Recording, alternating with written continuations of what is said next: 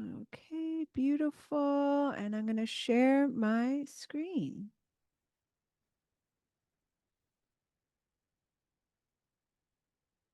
Welcome, welcome, welcome.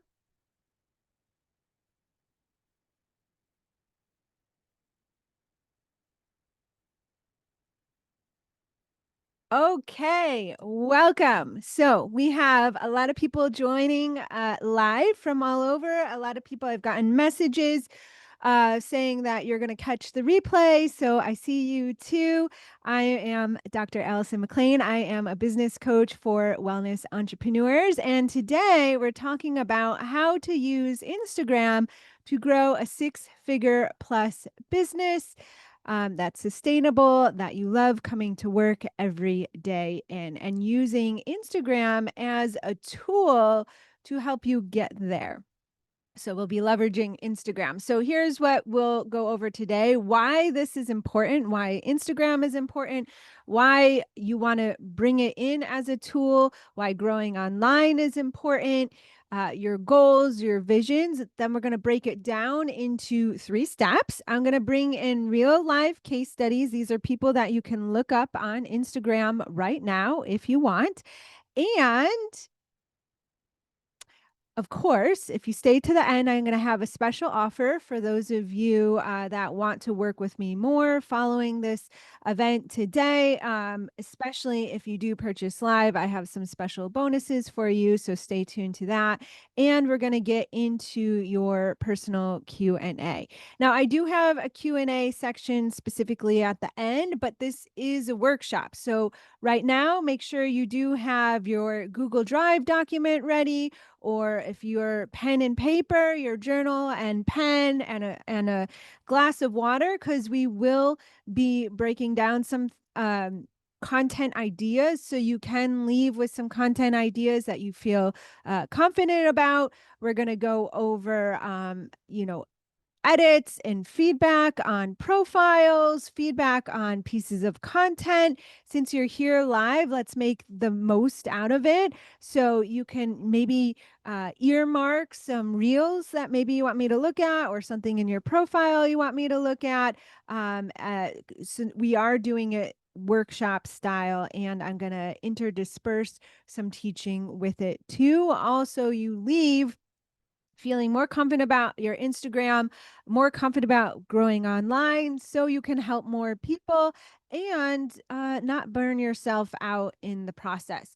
So, if you are a practitioner that does want to show up online, knows that there are Instagram clients online, and you just don't know what to say. You don't know what to post. It takes a long time to post. It feels exhausting, or you don't want to show up in a way that's not in alignment with you. You break out in a cold sweat if you think about having to dance or do a yoga flow in half naked clothes, or don't want to appear slimy or salesy, or always self-promoting themselves. It feels vulnerable to show up, but you see successful friends showing up online on Instagram, and they are doing well. They're growing their audience. People have told you that you should show up more on Instagram. You're in the right place. I'm going to teach you today how to stand out in a saturated online marketplace, because the truth is there are a lot of wellness practitioners on Instagram. There's a lot of really successful and really talented and really skilled practitioners on Instagram. Yet there's no one like you. And I know that you can help people. And I know that the way that you work with people is needed in the world right now. It's just that more people need to know that your businesses, your services, that they exist. And one very simple, easy way to do that is through using a free marketing tool called Instagram. It's wonderful. Okay. So we're going to get into this more so you can start earning more revenue. I have clients that have more than doubled their followers, more than doubled their revenue, have gone from 2 to 4K revenue months to consistent 5-figure revenue months, 10K, 13, 18K. You're going to hear some of those months consistently. You're going to hear some of those stories online here. And the best part is they're not burning themselves out. They're not running from class to class all over the neighborhood. They are, whoops, I don't know just what happened there, but that's okay. We'll bring it back. They are doing it. Yes.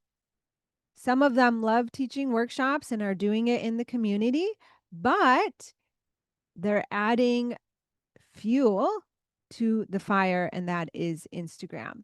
So if you're wanting to grow, this is the place. Okay, let me bring that back. Okay, give me a thumbs up from someone if you can see that okay, because something hijacked. I don't know what the universe is trying to say there. Okay, so you want to sell your online program without a huge audience.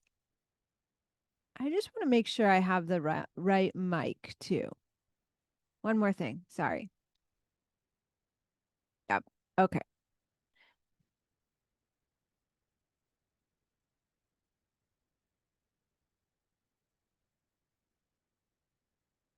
Keeping you in suspense.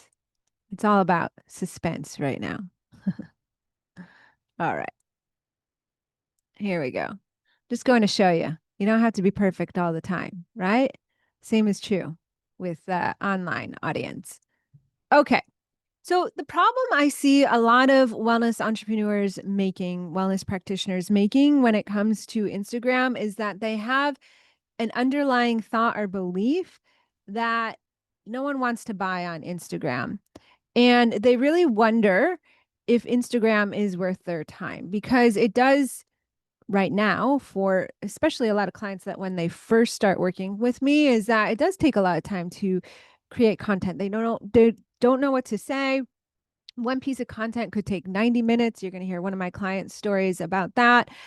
And it's an investment of energy and time in the beginning. And they're hesitant, right? They dip the toe in the water. They show up inconsistently or once in a while because of this belief like, should I invest my time? Is it worth my time? Is really someone going to buy from me from Instagram? And so then what happens is practitioners default to the more acceptable styles of marketing, right? So we kind of only put Instagram into the schedule when it feels convenient or when your energy feels in alignment to do Instagram. And instead, we rely on these other strategies like going from class to class. Or what I used to do personally is teach workshops every weekend or yoga teacher trainings every weekend. And that led to me, yes, having a full schedule. You'll hear I had a 6-figure plus business, but I was really exhausted. Or you become to rely on a doctor's referral, 1 or 2 doctors referral. Hey, if you can get those, great. And you have a steady, consistent source of clients and leads. But what happens if those doctors close their doors? I've had people come to me where they were relying on doctors' referrals and those doctors moved out of town or those doctors closed their doors and then whoop, their business stops completely. So you don't want to rely completely on 1 or 2 doctors' referrals. Plus, trying to find those perfect match doctors is like a needle in a haystack where you do have to invest a lot of time, boots on the ground, knocking on doors. And I'll tell you, any day, I'd rather be on my couch connecting with people on Instagram in my pajamas than doing boots on the ground, knocking on the doors and trying to give candy to those front desks in hope that maybe my business will see and maybe I'll eventually get to meet a doctor, right? Another acceptable in-person type of marketing strategy is vendor events. Now, I did a lot of these. I had a contract with a vendor company, meaning that every month they sent me a certain amount of vendor events. Again, good source of leads, potentially hit or miss. I could spend a whole day at an event or 3 or 4 hours at an event. And sometimes, yes, I might walk away with one consult, a bunch of emails. And other times I would spend a whole day at an event and I would get nothing, nada. People that would, yes, give me their email, but then sit on my list and never do anything. It was hard to know, it's hard to determine till I did a lot of them. And then I would know what ones to go back to. Or networking events, right? You're going to Chamber of Commerce events, Facebook groups, you're meeting people. Now, you might be thinking, well, Alison, I've heard you talk positive things about all those. Yes, here's what I'm saying. All these are good strategies, except you don't want to rely on them by themselves. You want to pair it in-person events, marketing, referrals with Instagram. It literally is the fuel to any of those. It'll save you so much time and it gives you control of your schedule back. So that is why the online shift is, for me, I transitioned to maintaining the in-person clients and marketing tactics that I wanted to. And I added in online marketing and online programs, and it just expanded my whole world completely. It gave me so much freedom on my schedule, freedom to market. People would find me in an in-person workshop, for example, and then consider working with me from that workshop because maybe it was the first time they met me. I was a stranger to them. But then they would start to see my Instagram posts and get to know me more and message me and communicate with me. And then they would eventually sign up through Instagram. Or it could be even the other way around. Like you'll hear about one of my clients, Dana. She has a brick and mortar clinic and was only promoting her workshops out in the community and through her email list. But when we started working together, she started promoting her workshops online as well. And that really helped to fill them and sell them out. So when you really pair the two, it gives you so much more freedom and flexibility. Like my client Rachel here, she is a brick and mortar acupuncturist and online functional medicine perspective patient practitioner. And she came to me stuck at 3 to 5K revenue months. And we really worked on her funnel of, she does a ton of networking out in person. She just loves meeting with people in her community and she teaches for yoga teacher trainings. She leads workshops and events. And we really paired with growing in person and using her in-person acupuncture clients to then also all of that feed into her online programs. And that is how she more than doubled her revenue. And the month after this, where she hit her 12K revenue month, she actually hit 18K the next month. So it can change quickly, it can change fast, and it can be consistent. Also, people are using the online world to keep their clients consistent and lead to bigger revenue months more consistently. So, for example, my client Laura here, she is able to book evals through in person and online. And she still, as you can see here, gets those referral sources from the doctor. But now she's not completely reliant on that doctor. She's able to do both. You also, when you're marketing and working with people in person and online, you have the ability to keep more clients consistent and happy. So, for example, my client Justine here, she has a brick and mortar physical therapy practice. It's women's health in Colorado, where they get a lot of snow. And we've been working on this hybrid strategy of in person and online for marketing and delivery. And it was difficult for her at first to kind of wrap her brain around it because she's a manual based practitioner. She does a lot with energetics and such. But we really worked on getting confident that people do want to work with her online and they can still get results online. And so then last winter, or maybe it was the winter before, she started giving options where if there was a snowstorm, or because she works with moms, if the nanny was sick, that her moms could still stay consistent and cared for. Now they were just transitioning and doing sessions online, and that kept them her business flowing, where she was getting less cancels last minute, to now having happy clients that feel supported in all these different ways. And they were able also on Instagram to be reinforced with that, because she leads an online fitness class as well. So it all flows together. And you can get more consultations, fill your classes and workshops, both workshops online, workshops in person. This happened with my client, Katie. She also came to me. Her following was, she had a solid in-person local raving community, but they weren't moving. They were just kind of watching her on Instagram. They weren't doing anything. And her classes, she wanted more people in her classes. She wanted more um, higher ticket online wellness clients. And so we worked on this strategy on Instagram where, when she first started with me, a lot of her reels would get maybe 200 views, 300 views, around that neighborhood. And we really worked on the strategies I'm going to teach you here today. And she is a movement specialist and a chef. So she felt in alignment to show people how to bring the healthy lifestyle into their day to day easier. And one of her videos was just showing people how to chop an onion correctly, which captivated me, because I'm like, oh, how do you do that? Because I just do it every which way.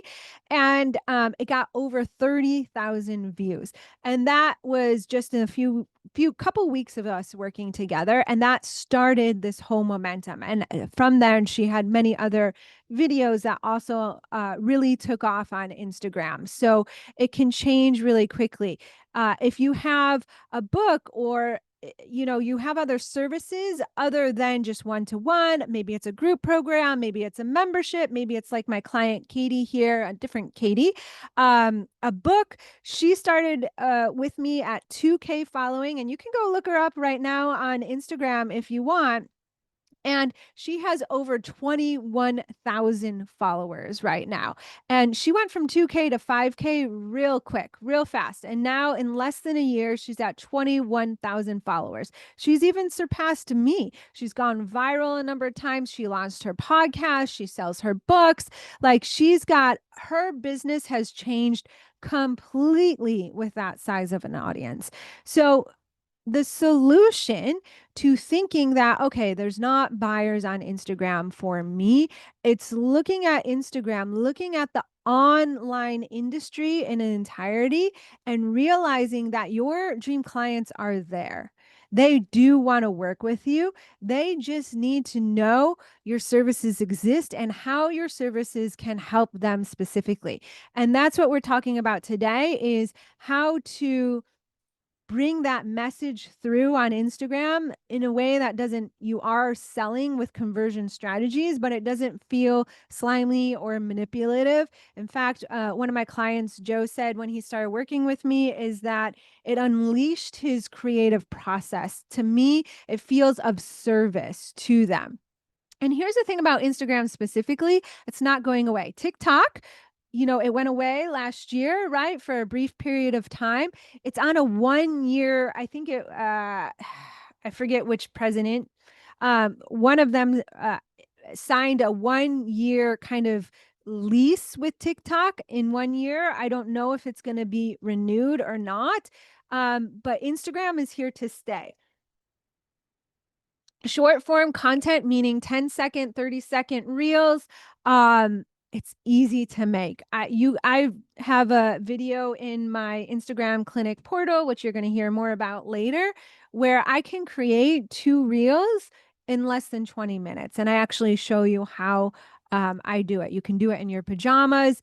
your buyer's cycle is a lot shorter. So for example, like I'm saying, is if you are doing in-person workshops, you're leading retreats, and you are marketing those, and you do have a program, which I help my clients to build after that, right? If you're thinking from a funnel perspective, and maybe just doing a workshop and then leading to a retreat and then maybe leading to a program takes a buyer 6 months, 1 year.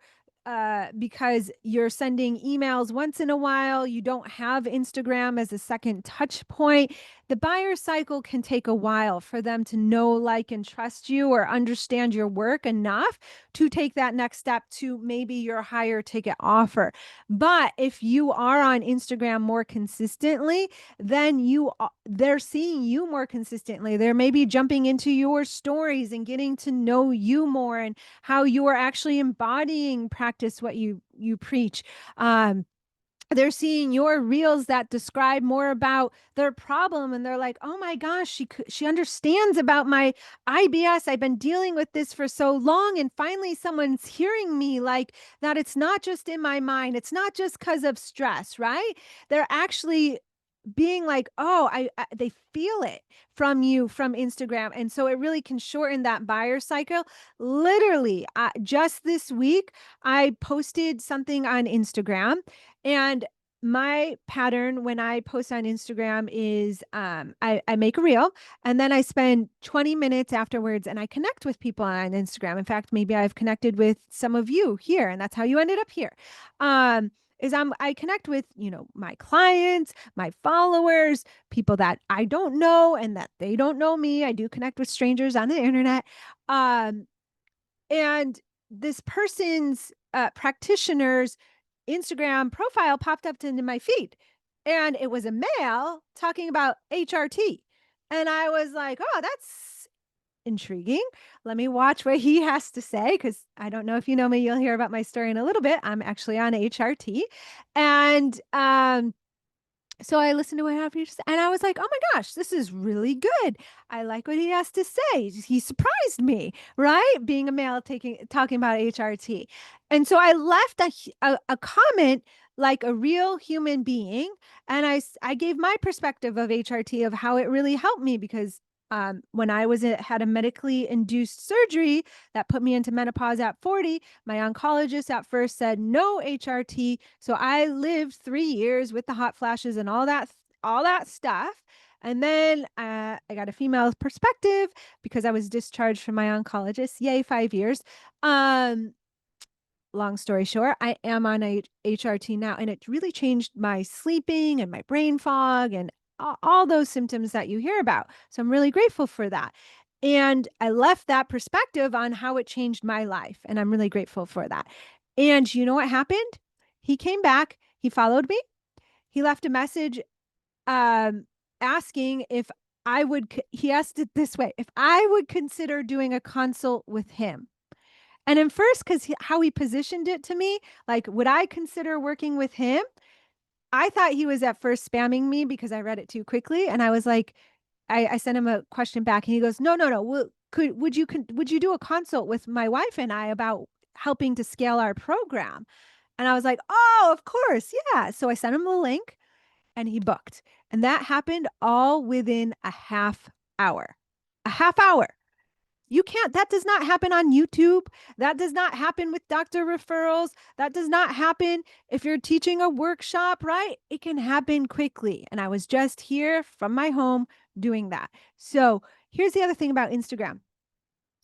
Instagram is the new website. People aren't going to your website and saying, oh, she looks nice and da da da da, right? That was 10 years ago. What's happening now is people are going to your website and they're saying, where's her Instagram link? Because they want to see a real human. People are burnout of corporate brands. And, there's even protests these days about billion dollar companies, yada, yada, yada. Like, we're not going to talk about those politics, but what we are talking about is the movement in the world right now, that people are wanting to connect with people. and they want to feel and see the person behind the company right now. If the person that developed that big soda pop brand, was it called? Poppy? Is it Poppy soda that's just like blown up everywhere? She is on Instagram. If you go to their account, like right now, you will see her and her husband. People are wanting to connect with the creator behind the content.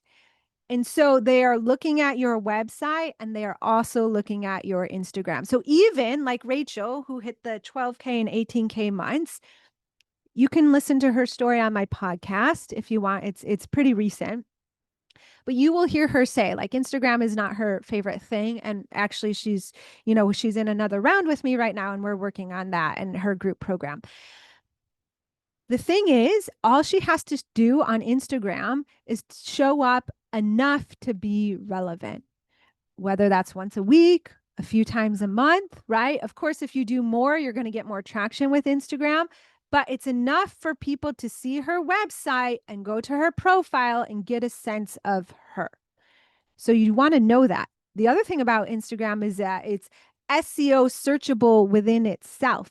There's that magnifying glass, that search thing. People are literally typing in yoga teacher San Diego, health coach Boise. And if your profile is not optimized for that, people with a heck lot less experience than you, but maybe just more social media savvy, are going to show up over you. And so you do want to be optimized for that, because there are quality leads on Instagram and it is very easily to grow daily.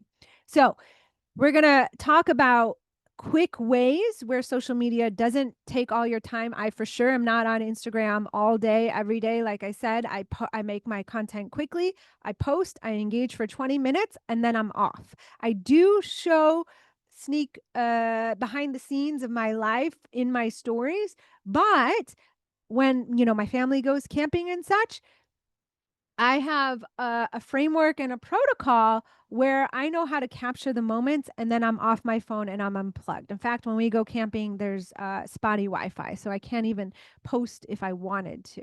So I am not about being on social media 24/7. This is not what you're going to get here. It's about living your life and using Instagram as a platform to leverage your time.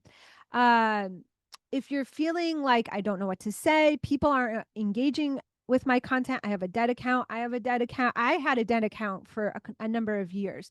And I'll tell you about that as well. Even if you've never signed a client on Instagram before or are just starting to build your online presence, you're in the right place.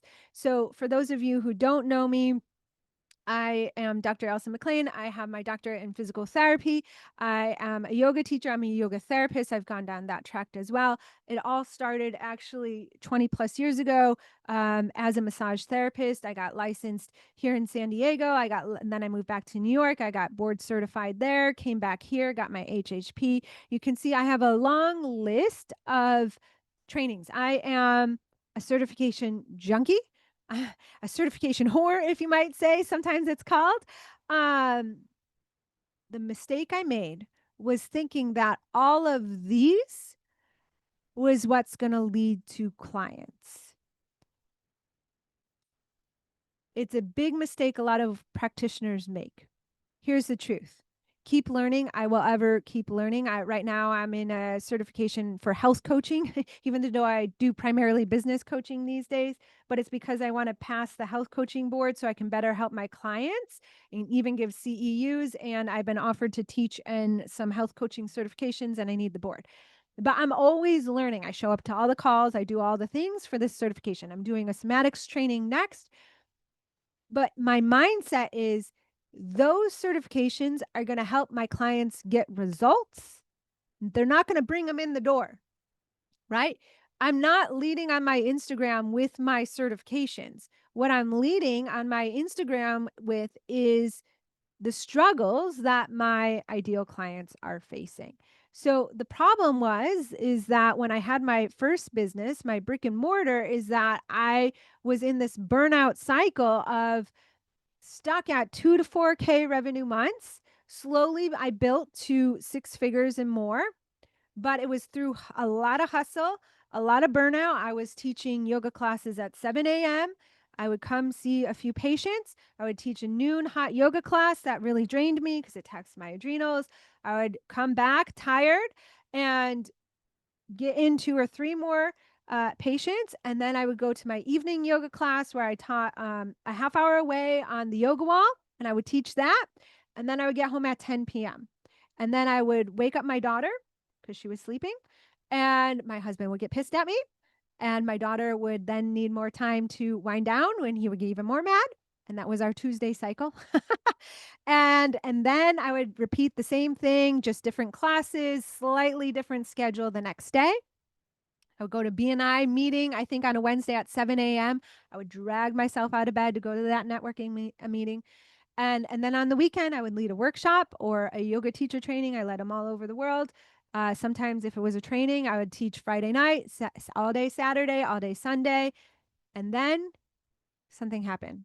I came home one Sunday and my daughter said, and I can get like a little emotional about it. She was 4, 2 or 4 at the time. And she said, Mommy, I go to school because she went to preschool. I go to school tomorrow. I missed you. I didn't see you all weekend. And I was like, oh, but it was working, right? I thought it was working. Both my parents were entrepreneurs. I saw them working weekends. My mentor that I worked for as an employee for 8 years, she worked weekends. She worked evenings. They did those acceptable marketing strategies. I thought that's how you grew a business. So I told myself it was okay to be missing those moments with my daughter. It was not okay. It was not okay. Because you know what happened next? My world got rocked. My long story short, my dad got diagnosed with 2 cancers and got a genetic testing. And his doctor said, you better have your kids tested because you tested positive. So my sister got tested, and her and I, you guys are all health practitioners here, had weird body stuff. And so we're like, so when she tested positive, I was like, shoot, I think I'm positive. And I got tested, and I was positive for a genetic mutation called Lynch syndrome, which puts you at very high risk for colon cancer, 80% in a lifetime. Right. And I was 38 at the time. And the funny thing is I was having symptoms. I was having bloating. I was extremely tired. And you know what I contributed it to? Is because I was having this crazy schedule, and I was, an entrepreneur. I thought that's how you felt. And I had a 2-year-old. I thought, well, okay, I'm just tired because of all this stuff. And I was having bloating. And I even hired a personal trainer and nutritionist because I was feeling so much like crap. And I told them when I first started working with them, I was like, I think I'm just gluten sensitive and I'm eating too much gluten, and that is causing my bloating. And, after having them tell me to write out a food journal, and looking at it and saying, why are you not eating real food? Why are you only eating soups and smoothies? I said, it's because anytime I eat gluten or real food, I get bloated. And they're like, that's not normal. You need to go to a doctor. And at the same time, I get this genetic mutation, and they're saying I need to go to a colonoscopy. And I was like, okay, well, they're saying I'm feeling weird. They're saying my nutritionist is saying this is not adding up. I better go and do this colonoscopy sooner rather than later. And thank God I did, because they found stage 1 colon cancer, rectal cancer there. And had I not gone through this journey, it could have been stage 3. So I'm really grateful for all of that. But it really opened my eyes to that moment when my daughter told me, Mommy, I missed you. And I thought about the weeks coming ahead. We're all the same. It was all the same. Like, when was I going to ever hang out with her? Like, and it was so fearful to me to stop it, to stop the wheels, to stop the grind, because how would I keep it going? Like, I was making almost multiple 6 figures a year in that business. And if I stopped the trainings, if I stopped the workshops, if I stopped the referrals, if I stopped the vendor events, if I stopped, like everything was going to stop and the wheels were going to fall off the bus. But then my dad called me at 8 p.m. one night and I was in my clinic because I was there at 8 p.m. on a Wednesday night because I was working and putting in my time.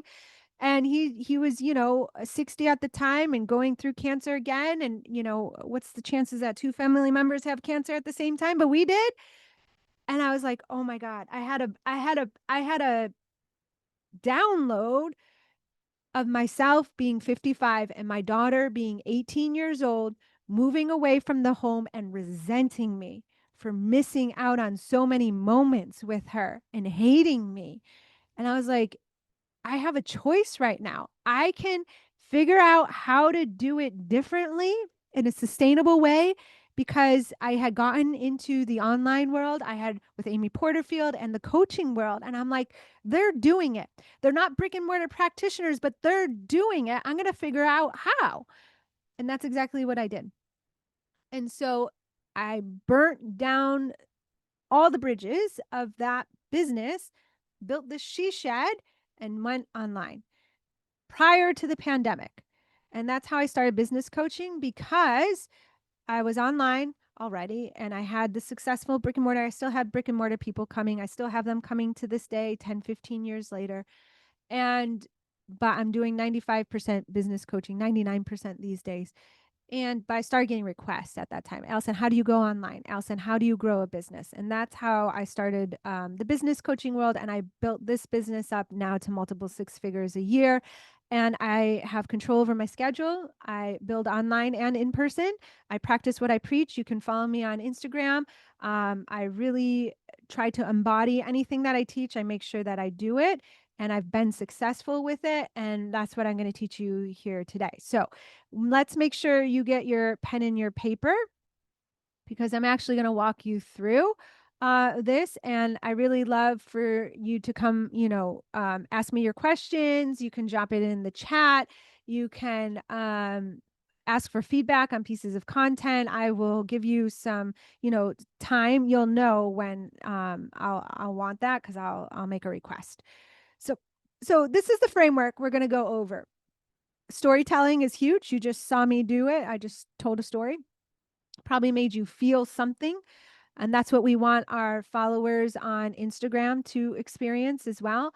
We're going to talk about how to go from when start getting those followers to actually having them buy from you, and then optimizing your page, which then becomes the lead generation client buyer system, selling clients, growing followers, growing your email list while you sleep or when you're in sessions. So you can actually, which I do now, turn off my day at 4 or 5 o'clock and I'm present in the evenings with my family, and I'm present on the weekends with my family, is through this whole system here. So storytelling. The mistake I see with a lot of entrepreneurs, wellness practitioners specifically, is they don't stand out. There are a lot of practitioners online, and you're saying similar things like the 5 steps to heal your gut health. Your doctor told you your lab values are normal, but yet you still feel like crap. Things like that, which are true. And it's a good starting point. But we want to take it to the next level where people are like, and this is what happens to me these days, like I'll get a consult call and someone will have seen my Instagram and heard about me maybe somewhere else, and then they come to Instagram and check it out. And they'll say, "Oh my gosh, I've been dreaming of a coach like you. I've been trying to manifest a coach like you." Someone said that to me on a consult call. And so when I talked about what we would do when we worked together and I told my program, they were like, "Yes, hell yes, I need to do this." And it's because your content begins to speak to them specifically. Another mistake I see is the content that you're creating is created from your practitioner brain, from your perspective, instead of the client perspective. And we're going to go into this in both step 1 and step 2. When you're creating content from the client perspective, it's like writing from a different language. It's uncomfortable to develop that second language at first, and your brain has to switch it, just like if you're, primarily English and then you speaking, and then you have to translate it to Italian if you're going to go abroad, for example, right? It might take you a little bit slower to say the language. You have to translate it in your head, but then over time you become fluent. The same thing happens, and you need to learn this language. And in the beginning, it is a little bit slower and uncomfortable and awkward, and you kind of not sure if you're doing it right or not, but it gets easier and faster. And you do want to learn this language. And the other big mistake is you're starting to tell stories, which is great, but you're only doing these big transformations, right? You're talking about your big transformation of how you went from barely be able to get out of bed because of a mold thing to now like having a great business and all this energy and stuff. But you didn't tell the micro stories along the way. Or you're talking about your 50 or 20-pound weight loss journey, but you didn't tell about the little struggles along the way. If you think back to my story that I just told you guys, I told you the little parts of it along the way, how my daughter told me um, that she missed me, right? And I had to figure out how to do it differently. And now I'm walking you through the steps. But you want to think about the micro stories, those micro moments along the way of the journey. And when you're, another big mistake I see is that when you're telling your client stories, you're only showing like the screenshot of the quote testimonial. You're not actually telling the story of the actual before and after. My client came to me uh, really struggling with um, gut health issues. She wasn't able to go out to dinner with her friends and yada, yada, yada. And after working with me, we did this, this, this. And now she's this, this, this. And then you can show the social proof of the quote, but you're not telling that story. And that's really important. So when you start to add in your micro stories, your client stories, when you start standing out, when you start resonating more with your audience, then you're going to grow an audience of very warm people that are excited to work with you, that feel like you are the coach, the practitioner, the service provider that is there to help them. You'll create content in less time and you'll start growing more revenue. So here's the process. We're going to break it down now. We're getting into some of the workshopping right now. Um, Number one, you need to take time to write out your story. You can write it out in the big transformation, and then start to break down the little steps along the way.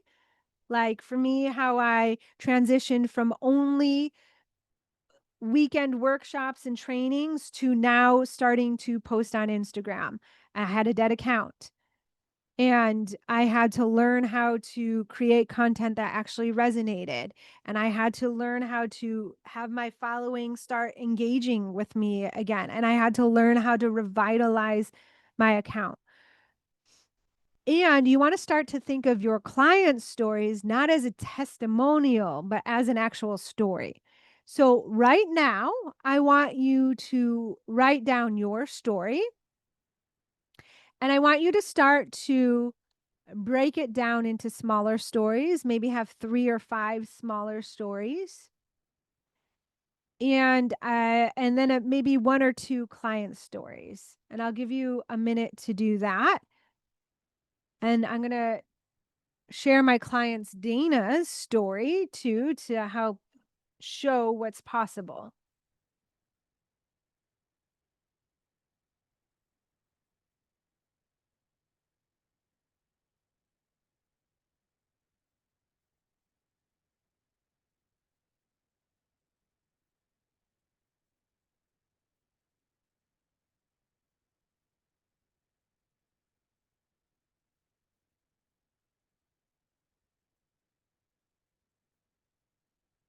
And if you have questions, you can drop them into the chat right now.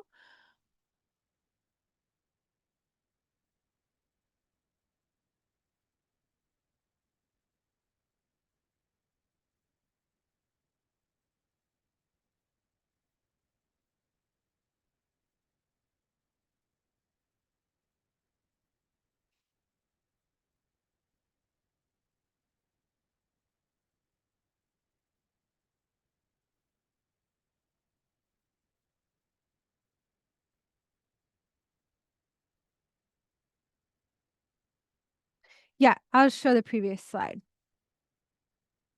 Oops, wrong way.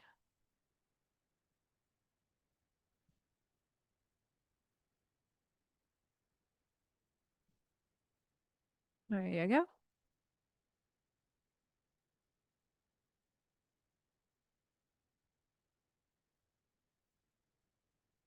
And part of your homework is to start sharing these stories.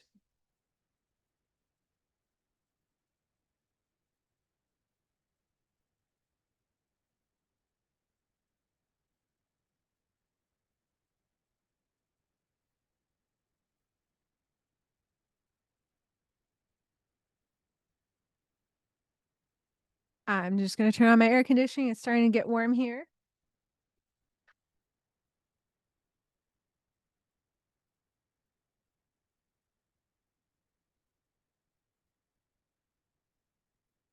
Does anyone want to share a story or want feedback on a story?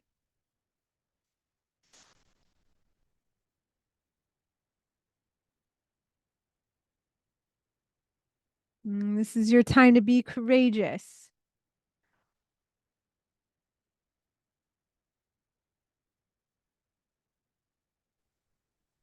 Okay, when I'm saying macro transformation, do you mean your own personal or how we've helped people? Both, Sharon. So the macro transformation is the big story, and that can be your, story of how somatic, since I know your work really helped you in your seasoned body, age feeling vital and youthful. That could be a big macro story. A micro story of that might be how you felt sore getting out of bed every morning. Like putting your feet on the ground was painful. Your knees hurt when you went to stand up from the bed. And then you started doing daily somatics or weekly somatics, and it shifted everything, right? You were able to get out of bed without pain. That's a micro story in the bit within that bigger macro story. A client example might be the same, how a client had a big transformation, but you also might share small versions of those micro stories. You're welcome. All right, Casey, let's do it. You can just unmute yourself. Hello. So I am a functional medicine practitioner, and my background is in physical I therapy. don't hear you for some reason. Does everyone hear her? Oh, it's just me. Okay, hold on a second. I got to change my mic. I'm sorry. I knew something was off with my mic. Speaker. Okay, try that again. Can you hear me now? Yes, thank you. Okay. I'm Casey. My background is in physical therapy, but going through kind of the pandemic and everything, I got burnout, and then I started experiencing a lot of hormone imbalances. I was having heavy cycles, bloating, gas, alternating between constipation and diarrhea, severely fatigued. I thought that was just normal. I talked to a lot of women that kind of went through it. My OBGYN suggested I get some ablations for some fibroids that I had suggested that I might need a hysterectomy. And to me, that was just a really drastic option. So I looked into functional medicine. I went through a few different practitioners and um, found one that finally like changed my life through some lab work and supplement programs. Within like 3 weeks, my energy levels were up. I had to really hone in on lifestyle changes like diet, doing some strength training. So once I started to incorporate those things, I just noticed a huge shift in how I felt. I felt like a new person. I was like, okay, this is the Casey that was deep down underneath all of that stuff. So that kind of led me into getting to functional medicine certifications. I love that. So that is a beautiful example of the macro story. And so, Casey, all that you just described, you could tell, like, you could have a reel saying, like, telling that, and then you could also, each of those symptoms could be its own separate piece of content as well. And that's how you can break it down. But it's Perfect. wonderful. Yeah, I love it. Thank you for sharing. Anyone else want to share or get feedback on?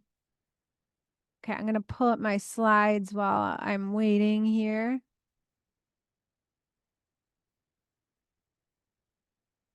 Okay. Let's find out where we are. Find beautiful Dana. There she is. All right. So Dana, when she first started working with me, she's a brick and mortar physical therapist, women's health specialist in Chicago, and she was just starting her practice. It literally just opened the doors. She had one client, one patient. She was on Instagram. It's taking her 90 minutes to create one piece of content. So she found it really exhausting. She wasn't sure if it was worth her time. Um, but she had friends that were on Instagram and doing it successfully. So she was very curious about it, but she didn't know how to create content faster. She didn't know what to say on Instagram. She teaches out in the community a lot of. She's also a yoga teacher, so a lot of workshops and classes. So what we did was develop that hybrid method of in-person marketing, which worked within her, in a sustainable way. So she could repeat it weekly without feeling tired and burnout. And we added in the Instagram strategy where, for example, I looked at one of her reels, that one that took 90 minutes to create, and it could have been broken down into 4 or 5 pieces of content. So instead of 90 minutes getting one reel, now she's able to create content in less time. But if she is going to spend 90 minutes on creating content, she's going to get a whole week's worth of content versus just one. And she's doing it from a more confident place because we've also worked with boosting as well, to help. She's filled and sold out a number of workshops, which has then generated. We worked on the process to having people in the workshop to then becoming a patient, a client. And so then she went from, just opening the doors to 7 to 9K months. She's, winding up her first year of business and having it be a 6-figure business. She has a wait list in her in person. We are working on her online group program. And the cool thing is she gets referrals from other practitioners all over the world that see her on Instagram, but refer to her in Chicago. Isn't that cool? Like, she came onto a call one day and she was like, "Hey, a practitioner that's been following me on Instagram for some time. He, I think, is a personal trainer, and he's been following my content and realizing that I'm specializes in women's health. And he had a client that really needs that work, and he referred them to me from Instagram, sent her a DM. So super cool uh, opportunity for her leveraging Instagram more. And so she also tells her story a bit on Instagram as well, so you can find her there too.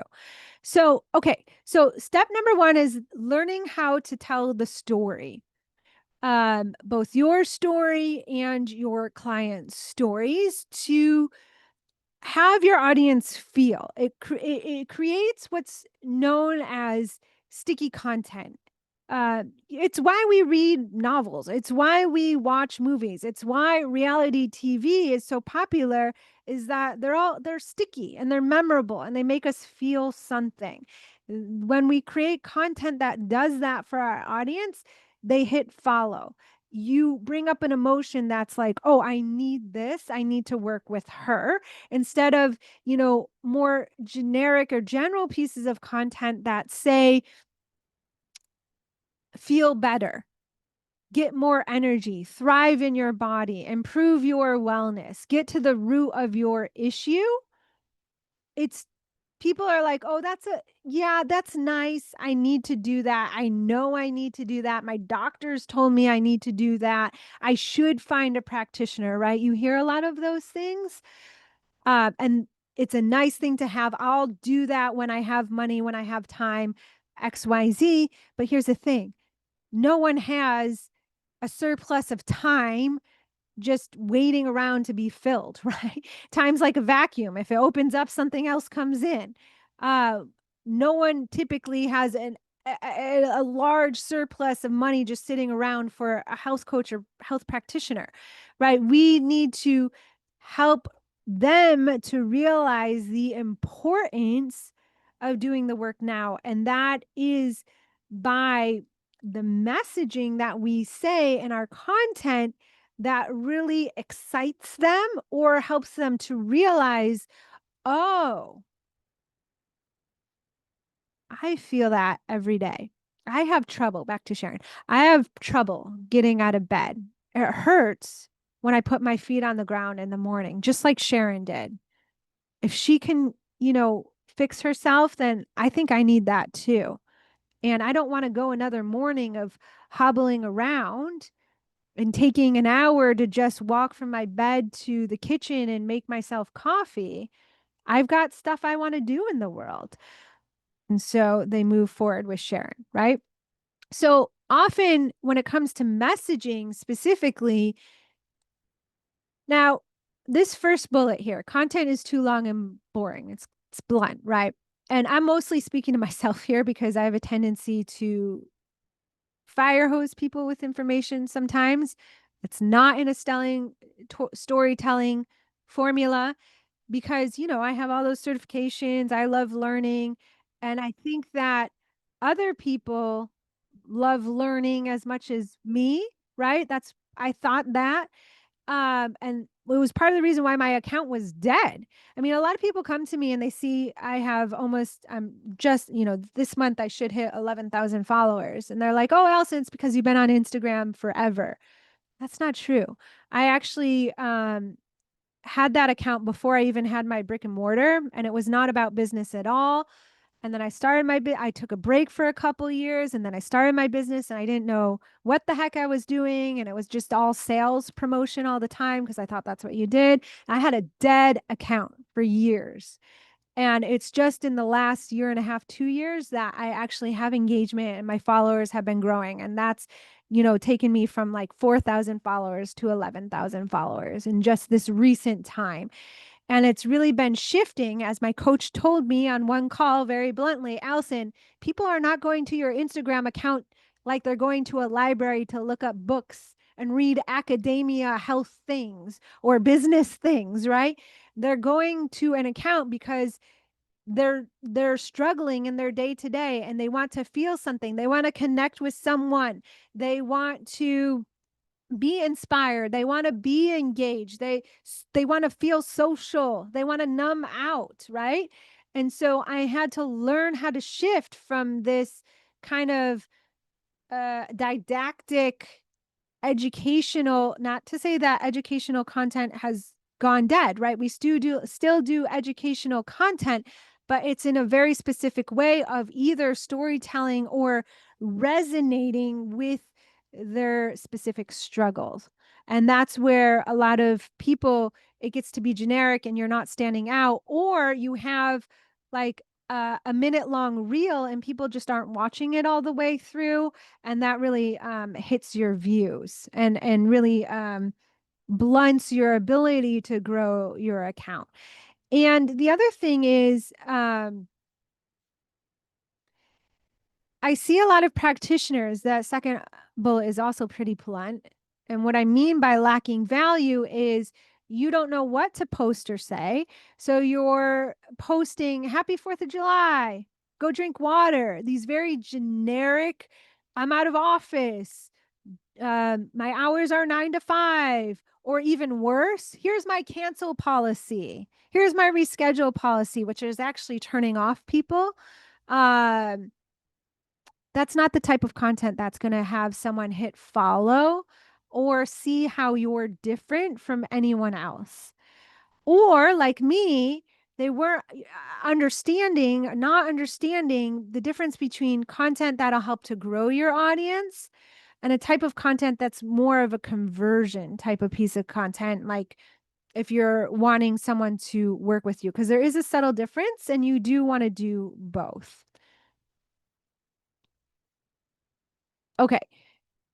Or other mistakes, just posting up, not engaging and praying that someone, takes action off of it, goes to your link, DMs you. You're not optimized for virality, meaning you're not knowing what metrics to look at to see if your audience is actually resonating with it or not. Or you're looking at the metrics and you're taking it personally, thinking that people don't want to work with you or they don't want your program. And that's not true. It's just the messaging. Or you're creating, this is also what I see, creating content on a Saturday because now you don't have your sessions.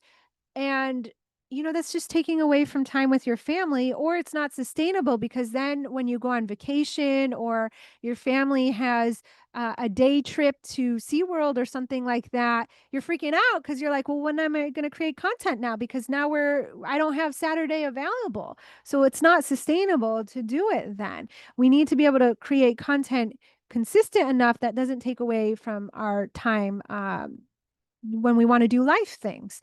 So, here's the process for creating more engaging content. Number one, it's the ability to be able to highlight what you're doing, your expertise, how you're different, but again, bringing it from the client perspective. So, for example, Casey told her story. You can tell from that story she's put a lot of time and energy and work into learning her craft because she's also gone it through herself. And so she could tell her story and say, and that's why I'm so passionate for doing the work that I do in functional medicine and why I have XYZ certification and why I work with clients in this program this way is because that's what's helped me.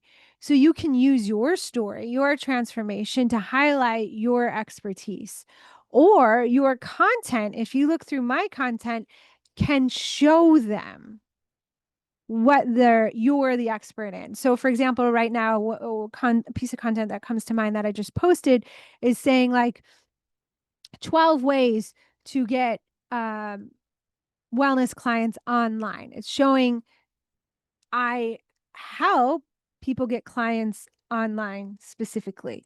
Or another one is about boundaries, setting boundaries in the schedule while growing revenue. I'm showing them that I'm an expert in preventing burnout, healing burnout, implementing, I'm not a therapist, but boundaries in your practice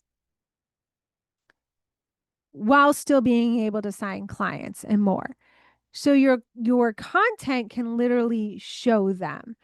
And when you feel this, you can show up more consistently and you have a viral content strategy. So right now, let's work on the process here. Number one, you need to decide each piece of content. Are you going to tell a story and whose story? Right? What is your intention of the content and how are you going to, the format is present it.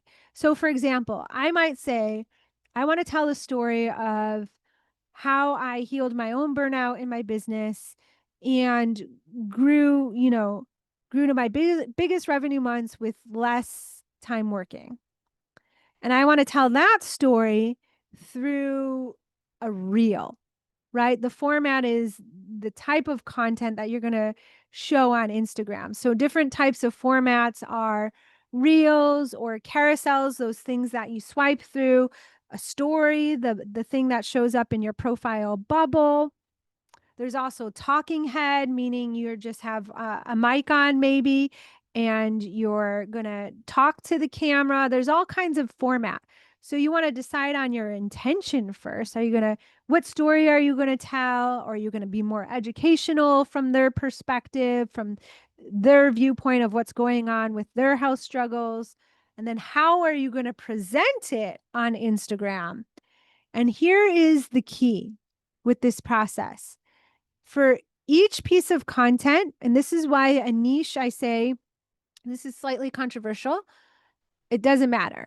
You don't have to have your niche completely worked out. It doesn't have to be very narrow or you can have you can help people with a lot of symptoms and a lot of problems, because each piece of content, you're going to only speak to one person, one type of your ideal client avatar, and one of their problems. And through that, each piece of content speaking to one person and one problem, you're going to create a body of work that's sticky where people can binge. See, people tell me when they come to the call, oh, I've seen so many reels of yours and it really resonates what you say. Or I get messages, your content really resonates with me. I'm struggling with XYZ. And I can see that they've watched 3 or 4 pieces of my content, and that shows your expertise. It shows your mastery. It shows all the different ways that you can work with people. So a problem I see is a lot of practitioners try to fit all that they do all the different types of people that they help into one piece of content. Instead, it's the other way around. All the pieces of content put together is your body of work showing all that you do. So right now, we're going to take time to workshop it. I want you to pick one piece of content. So pick one story, your story or a client story that you wrote earlier, and decide, who are you going to talk to? What problem are you going to solve for them? And then how do you want to present it? How do you want to present it on Instagram? Is it going to be a story? Is it going to be a reel? Is it going to be a carousel? And start to hash that out, because I bet questions are going to come up and we can workshop it. Or if you want my feedback on this process, we can also workshop it too. I can give you some feedback. Or if you feel like you've tried this process and you have a piece of content on Instagram currently that you want my feedback on, I'll give you feedback on a live piece of content as well. But I'll give you a few minutes to work through this. Tracy struggles with telling the longer stories in short blips that people will watch all the way through. Yeah, so me too. What has really helped me, Tracy, is thinking of, if I'm going to do a talking head, what's the goal of that piece of content? And how it's like, instead of starting in the beginning, like, hi, I'm Elsa McLean, da, da, da, I help people with da, da, da, I just drop right into the middle of it. The thing you need to do to start signing clients on Instagram, the biggest mistake you're making, I'm dropping them right in with a hook, so to speak. But it's not the hook that keeps them watching, right? The hook stops the scroll on any piece of content. So dropping them in, it's the story or the how you're presenting it that keeps them watching it. So if you're being specific, the more specific you are about a story, about a struggle, then they can start to imagine it for themselves. So I bet when I was telling the story earlier of, I came home from work on a Sunday at the end of the day, and my daughter said, Mommy, I miss you. I have to go to school Monday. You imagined me talking to my daughter on a Sunday and thinking about Monday happening, right? Where she has to go back. You could actually imagine that, right? It's that specificity that helps to keep them watching. And then it's just, for me, the technicality of a process that helps you stay succinct and short. So, for example, I might write it out or use AI to help me write, if I'm doing a talking head, write out a script, but then I'm going to record it in a way where I'm being very brief in my sentences, which seems very formulaic when you're recording it and start and stop and choppy. But when you put it together into one, video that plays through, it's like a newscast like anchor, how it's very short and concise and to the point. That's what you want the short blips to be. Let me know if that helps.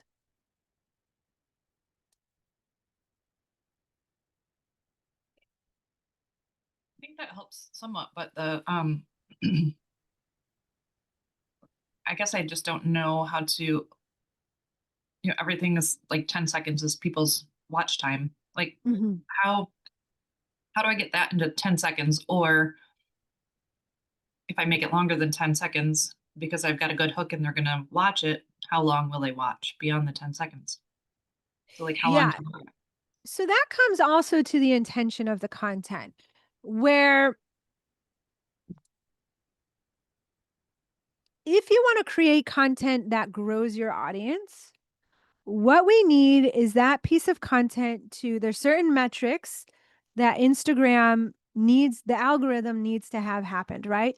That the video is watched 80 or 80% through, or even 100% through. So watch time does matter.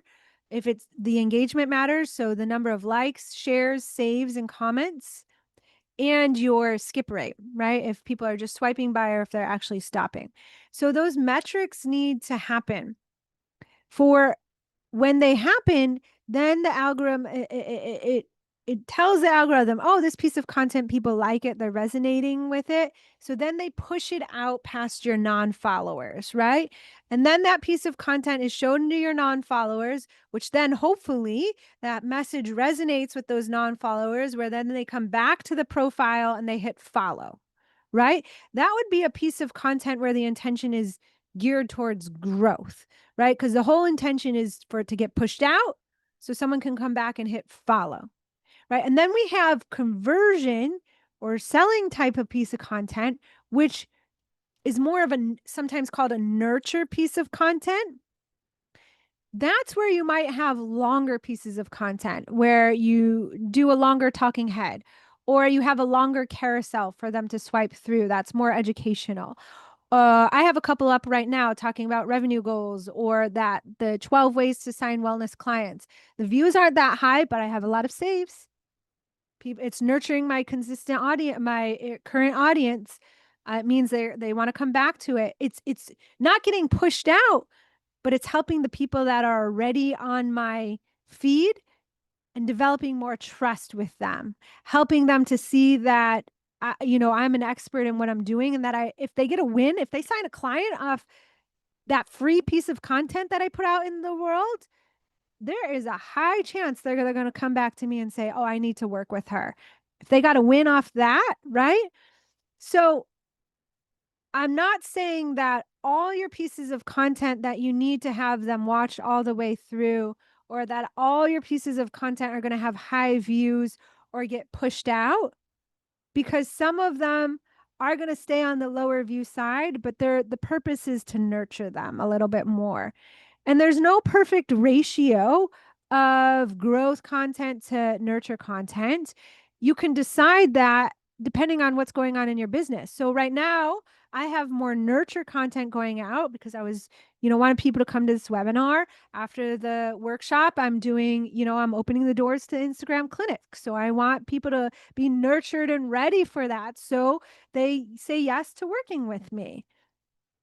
But when it finishes, I'll probably want to replenish my audience now, get some new people in there for the next thing I'm going to be selling. So I'll go back to having a higher ratio of growth style content. So you can alternate depending on what you want to do or bring to your business. So it's deciding if I'm going to do a longer piece of content, Is it geared towards nurturing those current people in your feed? Does that help?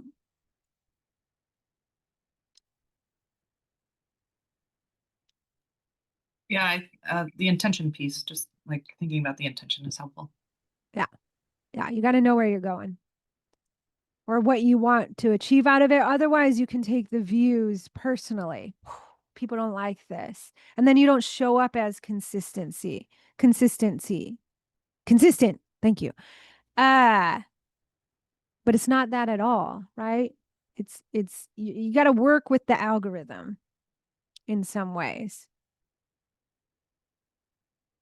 So when Sarah first came to me, she had an Instagram account that was growing, right? And you can look her up right now on Instagram if you want. She's Coach Sarah Zavoka.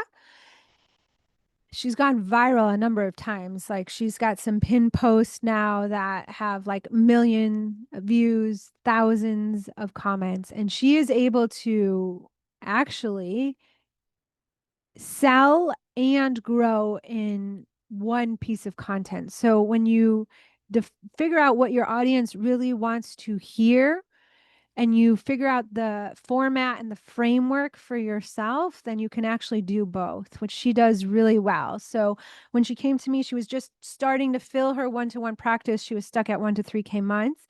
And then we noticed she landed upon a format that her audience really wanted to see more of, that was starting to gain traction. So she doubled down on that and started going viral. She's had many pieces of content go viral. And then we optimized it for the growth and the conversion. And she started getting consults rapid fire from Instagram. And her following isn't huge, it's 7,000. She started with me around 2 or 3,000. Um, so you don't have to have a massive audience. Like for myself, I haven't gone viral ever. But I still sign a lot of clients on Instagram and I'm still growing. So you don't need a massive audience. She consistently signs clients from Instagram, has filled her one-to-one practice and now is launching a membership and has filled that as well. So your business again can be in an entirely different place when you figure out what your audience wants to hear. So before we move on to step 3, does anyone want feedback on a piece of content in terms of messaging? Because this is huge, or formatting, or you thought a piece of content would do well, but it didn't, or transposing your story into a piece of content right now?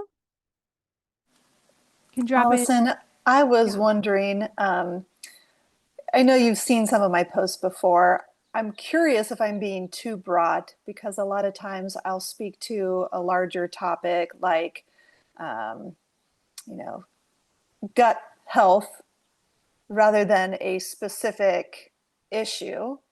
So I might need to be more specific. Yeah, Okay. you just nailed it. Because I think sometimes you can be broad, right? And tell if you're going to go into the macro story of you or a client, but I think if you look at it from their perspective, gut health is a little esoteric. Like they don't know Mm-hmm. what it really means. But if you were to say you have IBS pain and it holds you back from scheduling dinner dates with your friend because you don't want to end up stuck in the bathroom, that they can visualize. So Gotcha. you can test, this is for everyone. You can test yourself if you're being specific enough, is if you can visualize what you're saying. If you can't visualize it, it's probably too general or esoteric for them. Got it. Thank you. Yeah. Anyone else?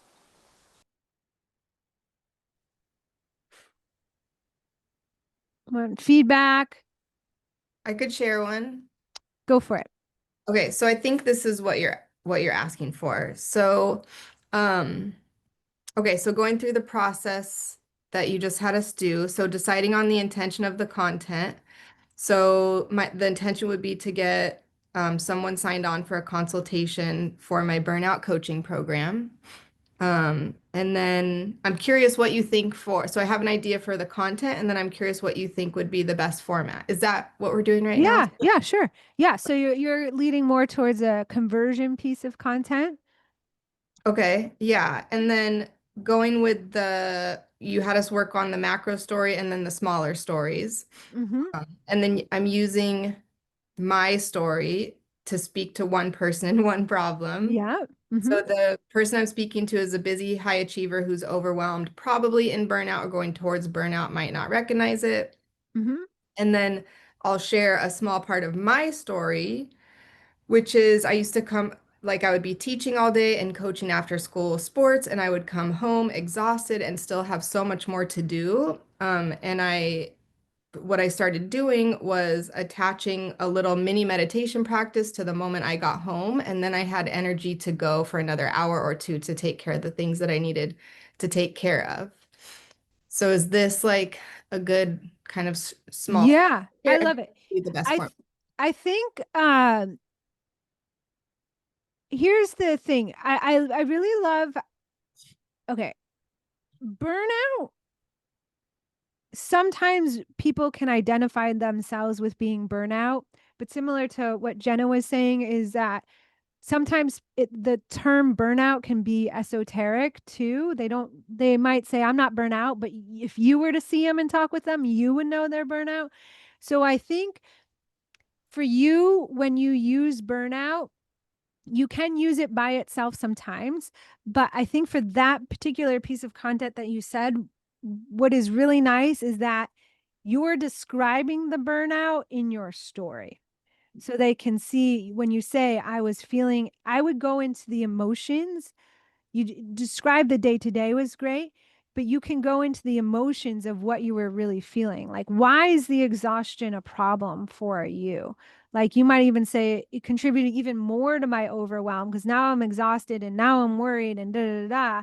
And that's like even speaking where they might say, oh, yeah, that's exactly what's happening with me as well. And then you could say, the meditation enabled me to do more.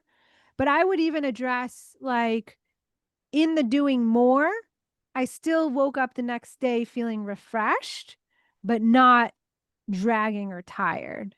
Because that was my objection in the brain. Well, if I do more, won't that lead me to feeling tired? So you can speak to that objection. You could say something like, even though the meditation enabled me to do more, I still woke up feeling refreshed because I was proud of what I completed. I was proud that I felt fulfilled and that I didn't just like spin my wheels sitting in my worry and allow it to consume me. Okay. And then the format, Mm-hmm. reel or carousel. So this is a great question. Often I tell my clients and myself, what's the simplest for you to create? What's the easiest or feels most natural? Do that because you'll get it out quicker. So if it's a carousel, if it comes out in a carousel format easier, that's what comes to mind for me, where you could start with like the hook of, I used to exactly what you said. Like I used to be exhausted coming home every day, and now I feel this, like on the cover, and then walking them through the story of what happened in a slide format.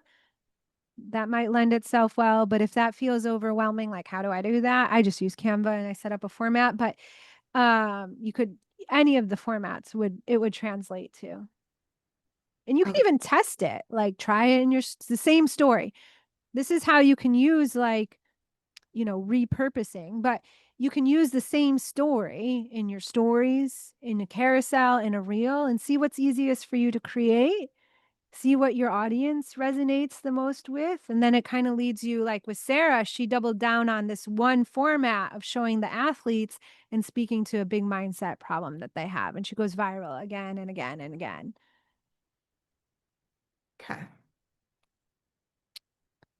Okay, cool. Very good. Jenna, when I speak to the problem, Okay. Did we talk about this? Yes, we did. Okay, very good. Can you talk about what you would put in a reel if that's what she used in her format? Sure. It might be something like, let me see if I have a reel where I can show you. Give me a moment here. I'm just going to pull up my Instagram. You could start with,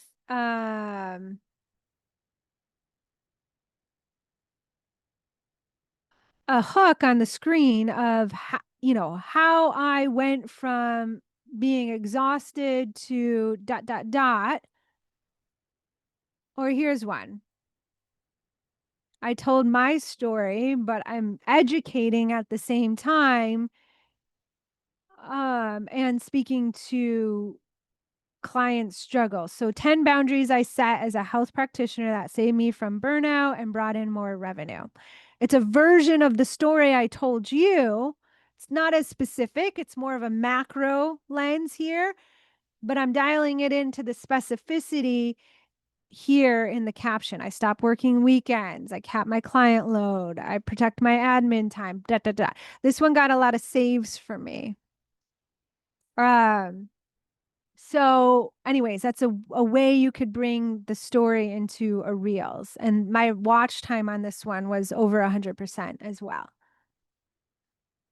It's probably not, there's not a ton of value on the screen, but they were reading the captions while the video was going. And I think that's what led to the watch time.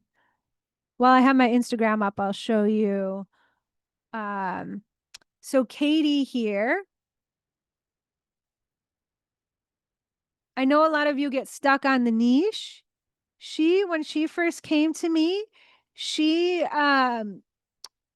her niche was broad. She was a yoga teacher, mindfulness practitioner,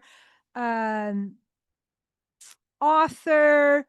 She had a lot of certifications, did a lot of things. And if you were to scroll way back in her content, because she posts pretty daily, sometimes multiple times a day, you would see that she talks about a lot of things like her retreats, mindfulness practice, getting more energy, saving time, lots of different topics. But through posting lots of different topics, she found that her audience really loved to hear about trauma, and it would go viral, and she loved to create and talk about trauma. So she eventually narrowed herself down based upon what her audience told her and what she loved to create. And then she started going viral again, and that's how she, blew up her account and started this podcast that's mostly trauma based. So you can narrow down your content through posting more, or you can stay broad, right? Here's Sarah, almost at 8,000 now. You can see this piece of content, thousands of likes. If I go look at the views, this one almost 1 million here. And the cool thing is, look, she's selling there at the end. Apply to work with me, and she gets DMs off these pieces of content. I tell you, when you get 1 million views and people are messaging, can change everything. Okay, let's go on to step 3.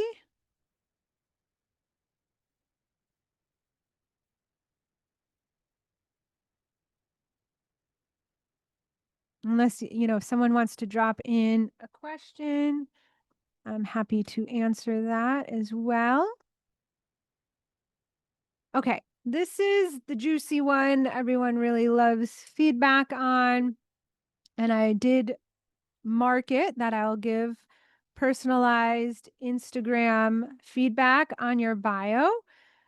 So this is the time. We're going to go over bio and the page right now, because this is what's going to allow you to be sustainable when you have the body of work that is speaking to your audience and they're like, ooh, I like what she has to say. You want to make sure your profile is optimized for that follow, or for them to take the next step to, get on your email list, or better yet, book the consult. And I have a lot of people that book a consult with me when I'm in sessions or sleeping. You also want to make sure that there was something else I was going to say. It'll come back. Okay, so common mistakes I see are the bio is not clear. Oh yeah. The other thing is like, you also want to make sure, just like Rachel, that the page is optimized so that if people are primarily going to your website, because you are out in the community a ton, and then they just want to look at your Instagram, because it's really common, that it is optimized again for the follow there and for them to do something from your Instagram there. Um, the bio I see is not often clear on what it is that you do, or that you even work with people. I have many people that follow me, and they say that they're teaching yoga classes, but I'm not sure if they have a business, or they're just teaching classes out in the community, or if they offer privates or workshops. I can't get the whole broad spectrum of what they do, because their bio is more like, I teach in the community, I love hiking and journaling, right? It's not giving me a sense that you actually own a business. Or this is really common, way too many options in the link tree, where someone's going to be stuck in decision paralysis on what to do, or don't know the next step because it's not clear, that they end up doing nothing, which is a bummer, because if you have someone that is excited and they just hit follow, a lot of people do want to move on to that next step. It's how I buy. If someone really speaks to me, I'm like, ooh, I think I need to work with them now. I will go to their link, and if it's not clear, I usually fall off and don't go back. Or they're not utilizing highlight bubbles enough. In fact, I just did a collaboration with a practitioner last week who helps yoga teachers. And she was like, oh my gosh, we were talking about some Instagram strategy on this webinar I was delivering for her audience. And she was like, you just educated me that I need to go back and put in some highlight bubbles and update my highlight bubbles. People, I have some highlight bubbles. You can go check it out when we get off here, that,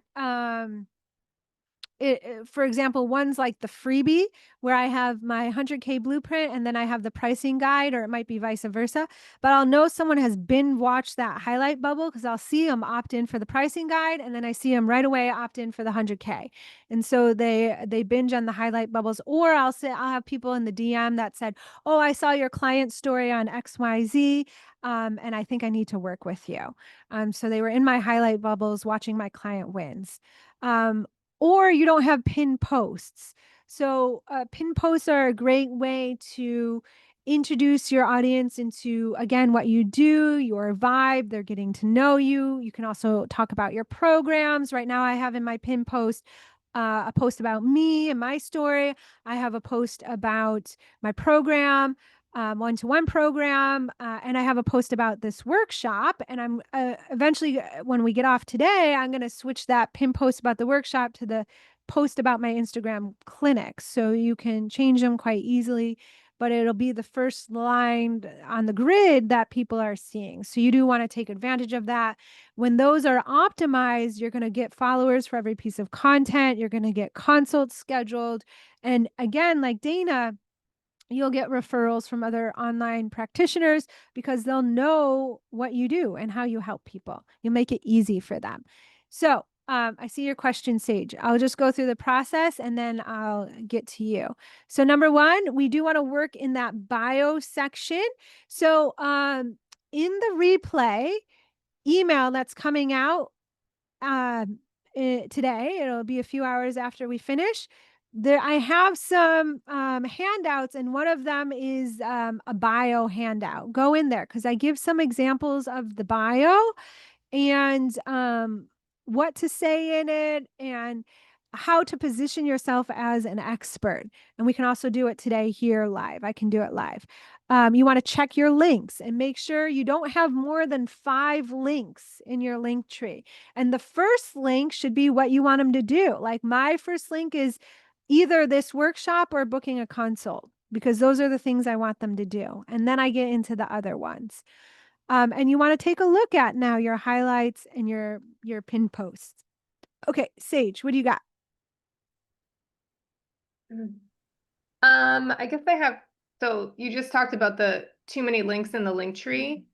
So, you know, when I'm in somebody's Instagram and I see like just one link, I'm like, well, where's the rest of their stuff? And then I have to like go find it. So I'm always like, do I just go, is my main link in my bio to my link tree? With you're saying more than 5, I definitely have more than 5 in my link tree. Or if you're only choosing for them to go to one thing, like some people will just automatically have it go to their one-on-one coaching, but then you're like trying to search for the other things they do. So maybe if you can just talk more about that. Yeah, I mean, it just depends on your intention. So I'm in my own Instagram program and I work with coaches. It's how I really learned all this information. I invest a lot. And I'm in a room with some practitioners with big accounts, 40,000, 50,000, 60,000 followers. And sometimes they will only, and I could have did this here, but they don't do one-to-one and they only want them going to the webinar. So they will have the webinar there as the only option, meaning that if someone really resonated with their content, it's really forcing them to do just that one thing. Because I have a rolling basis of one-to-ones, and for my Instagram clinic, my one-to-one people get it for free. I still want my consult link available for that because there's people that want the clinic, there's people that want one-to-one.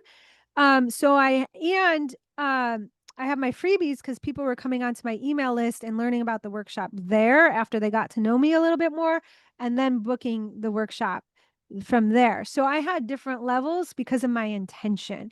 So it really depends. But those other practitioners, their intention was only the webinar. So it depends on the funnel for your business and your intention. It could also be dependent upon feedback from your audience. Like if you had one link and you were getting a bunch of feedback from your audience being like, Sage, I want to do this, or do you have anything else? Then you might consider putting up more links to accommodate them. Okay. Okay, yeah, that's helpful. That's just my wheels are turning now, so thank you. Yeah, you're welcome. Do you want me to view your links? I mean, you can, I guess. I now know I have way too many. Drop your handle in the chat. Yeah, just at Sage Breathwork. Okay. And like my main, and maybe, I don't know, maybe you change the link to depending on what you're doing. Like if I'm trying to get somebody to join a workshop, then that's the link I have in there on the main page. And then you just change it out. You switch them up. Yeah. Okay. Yeah. 100%. Like when this workshop finishes today, I will switch out my workshop link and put in the Instagram clinic link. So first of all, if I can give you feedback. Please. Yes, please. Okay. That's why I'm This here. line right here, that's searchable. So I would put a space because people might search Sage and your last name, you could put Sage space King because people might search that space breathwork because then people might search breathwork and it makes it more searchable. And I don't think you need to, because this area right here, that's prime real estate. We know that there's only a certain amount of characters to be used. So if you have Sage King here, you don't need it again below. And that'll free up more space here to add helping.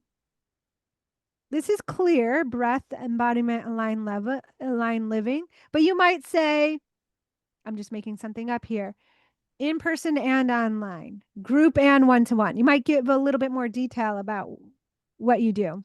If you are in person, local, do work in person, I would add also in this searchable line your town, where you live as well. Okay. Because people will search breath work, your town. Okay, and then we'll go here. I like the consistency of the bubbles I see there.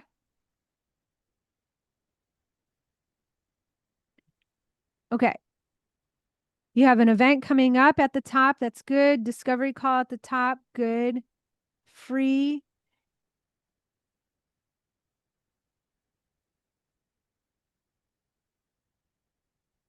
Okay, some of them are repetitive. Like if they're going to sign up for the newsletter, they're going to be on your website. If they're going to book something or get your free thing, then they have the ability to contact you. So you can get rid of those. The events and workshop page, again, I would just highlight them at the top, the most upcoming one.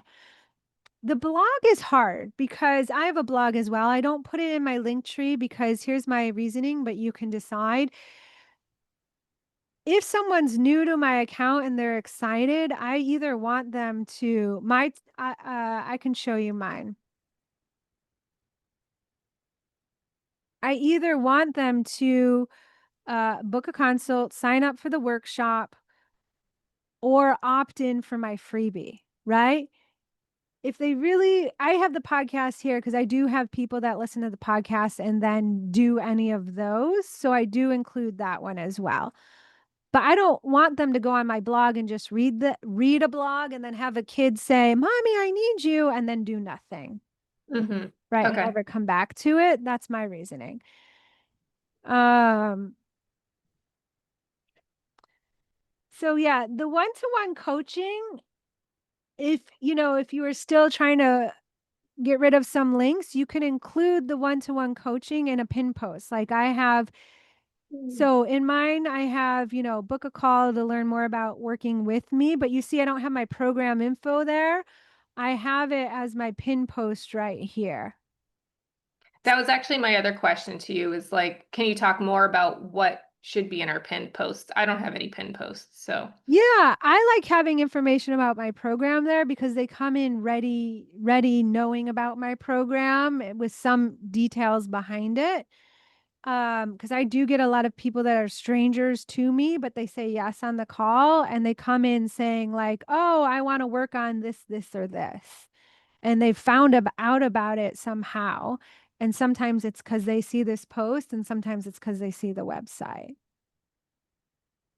So I do like that. I like an about me that tells a little bit about the story, what I do, who I help, how I got there. Like just saying like you've found the right place if you're dealing with this and this, essentially. Um, and then I have if you have a retreat or a workshop, you could highlight the most recent thing coming up too. Okay. And that helps people take the next step easily. Thank you. You're welcome. Anyone else want feedback on their bio? Jolene.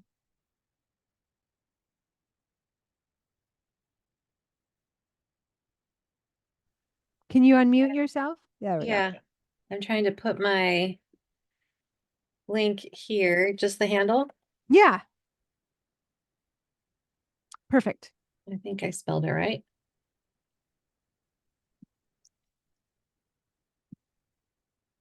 I need to work on adding more about who I am and what I do, but I've tried to optimize at least the text in the bio. Okay, beautiful. All right, let's see. Oh, I love it. So you have your name, root cause functional medicine. Do people search so do you have a practice in your local area? I only do telehealth right now, and but it's only in California because that's where my license covers me for ordering lab tests, etc., as a primary care provider. So I don't have a brick and mortar. Okay. Okay, so that's why, okay, because I was going to say people, they're not going to search that. They would search acupuncture, right? Because I'm not a medical doctor, I have to include what kind of doctor I am. And because I'm a Yeah, doctor of acupuncture and integrative medicine, I include the initials there. I get it. But I was going to say is if you did acupuncture, I would put acupuncture there because again, it tells what you do, but it's searchable. But That's if you not want, what I'm promoting right now. I work in other people's clinics as an acupuncturist. Yeah. okay, so you're promoting the functional medicine, which is searchable. Um, do people search functional medicine? People do. Okay, great. This is repetitive too. I don't think you need it in both places. Okay.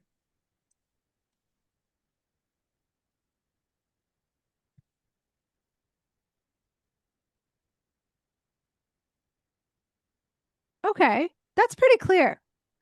If you wanted to play, if you got rid around with this, something you could do with AI is explore bringing in your expertise in some way, like practitioner of 10 plus years, helped hundreds of clients or something like Mm. that, that lends to authority, builds a little Yeah, bit more trust off the bat. You could use, instead of having that, you could fill the space with that. that's a great idea. And then for the link tree, I have two links there. One is the freebie, one is the link tree. Um, I only have a tiny bit, but I feel like should I optimize for 5 if I only have 3 right now? 3 links? You don't have to have more if this is where you want them to go, is the consult. You don't need more at all. No. And they have the option for the freebie too. So I think that's fine. Um,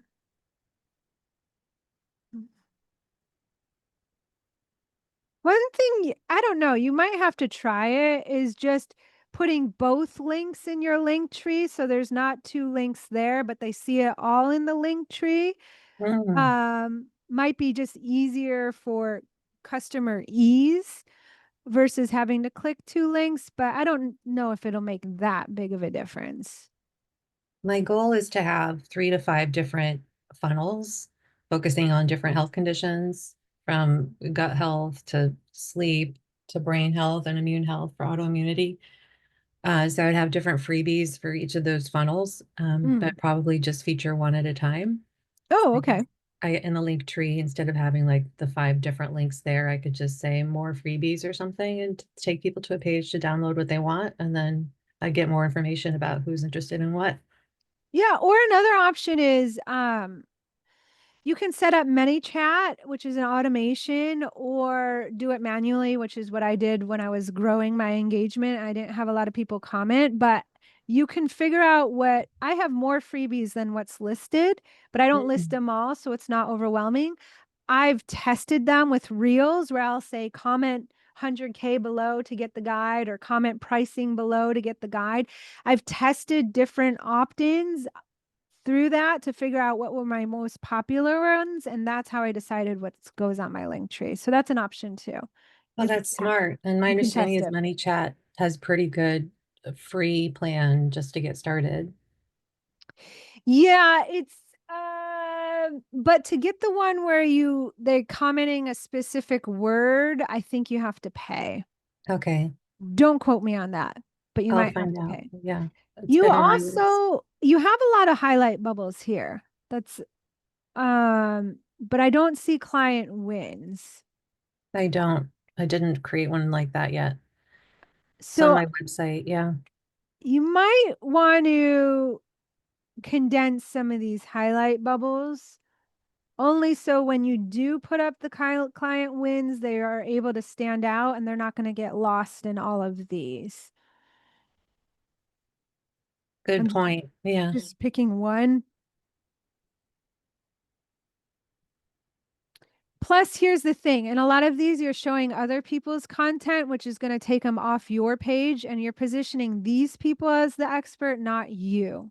Yeah, this was like my collage of trying to see what other posts I like and saving it, but it's not going to serve me well for finding Uh-uh. clients. Yeah. So I would clean these up so that it's only featuring you, and then simplify them. That would be your work. If I were to add a carousel after the pinned posts, to start a nurture type sequence or educational sequence instead of just like quotes and pretty pictures about nature. And then I wanted to change the order later. If I want to change the order that things appear as posts, is that possible to do, or is it going to be organized by date no matter what? It's going to be organized by date. Okay. Um, yeah. All right. Good to know. Thank you so much. It's really Yeah. helpful. You're welcome. Okay, let's go back here. If there's anyone else, just let me know. Drop it in the comments.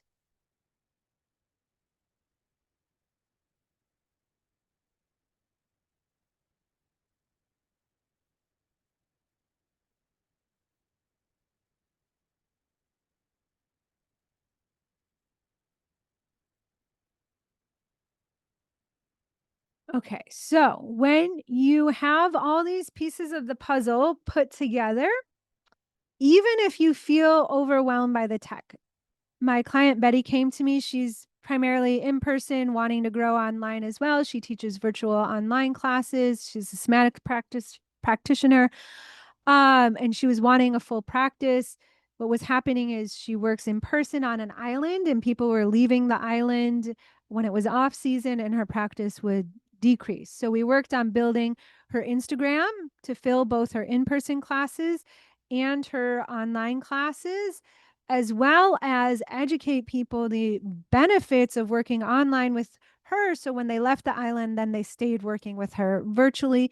She's able to fill her practice. She more than doubled her Instagram following, and has filled many workshops through Instagram, and her virtual classes as well. And she came to me really overwhelmed by tech, like didn't know how to make a reel at all, didn't know what to say, didn't even know how to like post. And now she has a full practice, double Instagram following. So it's really just taking it step by step with each of these. And if you feel stuck with the tech, then I've got something for you that really simplifies the process.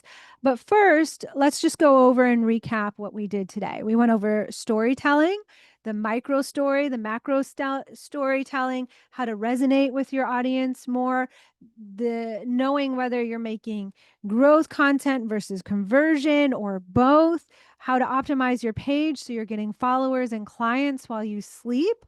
Also, you can start growing your audience, signing more clients, being more sustainable online. And here's the thing, the importance of this work right now is that there's more and more practitioners coming to the platform. And there still is opportunities to go viral. Right now, the way the algorithm is pushing out small accounts.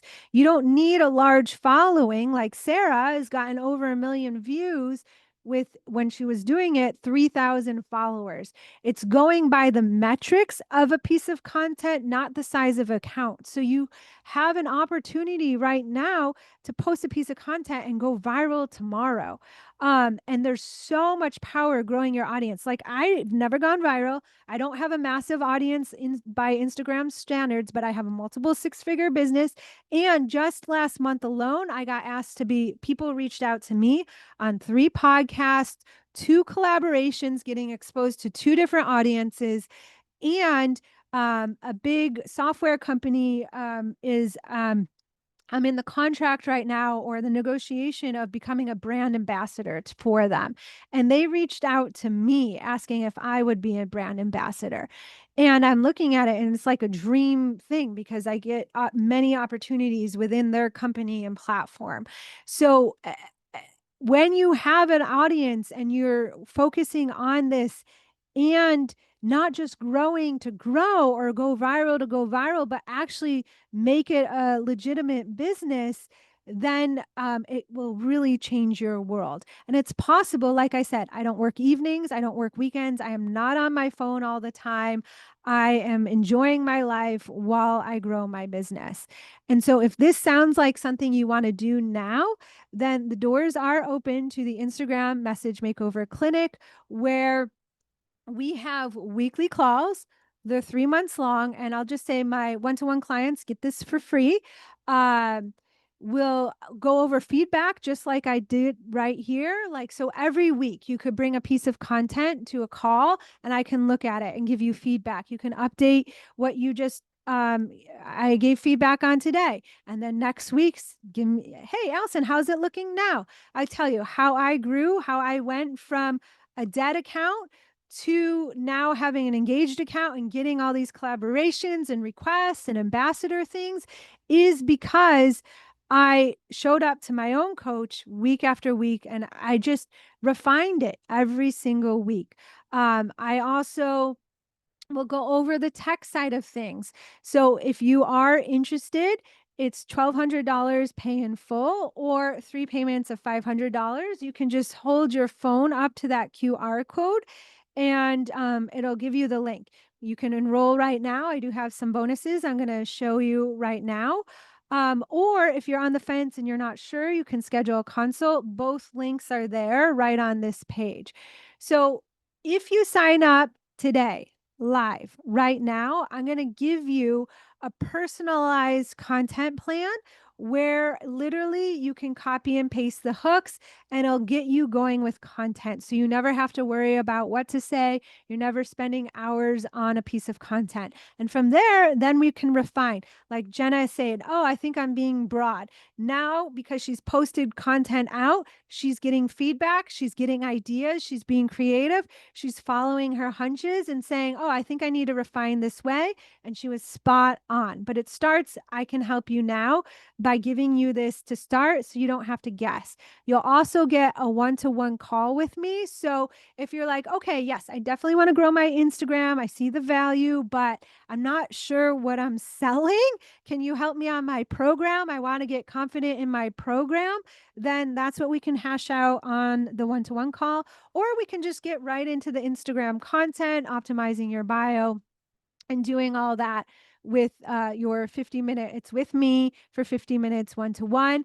Plus, you'll get through the length of the program. The program's 3 months long. You'll get DM access where you can say, Allison, I just got a consult. I'm freaking out. Like, I'm so glad it's working, but what do I say? Then we can talk about it through the, Monday through Friday, 9 to 5 through normal business hours.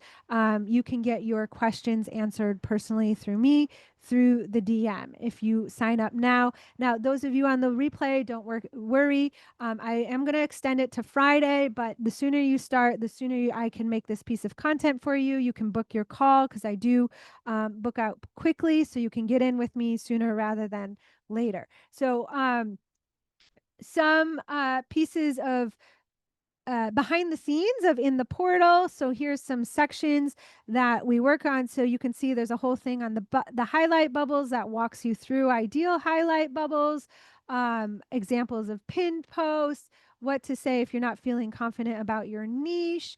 If you want to understand the difference between growth and conversion type content, I go over different formats of content, different styles of content, content that positions you as the expert.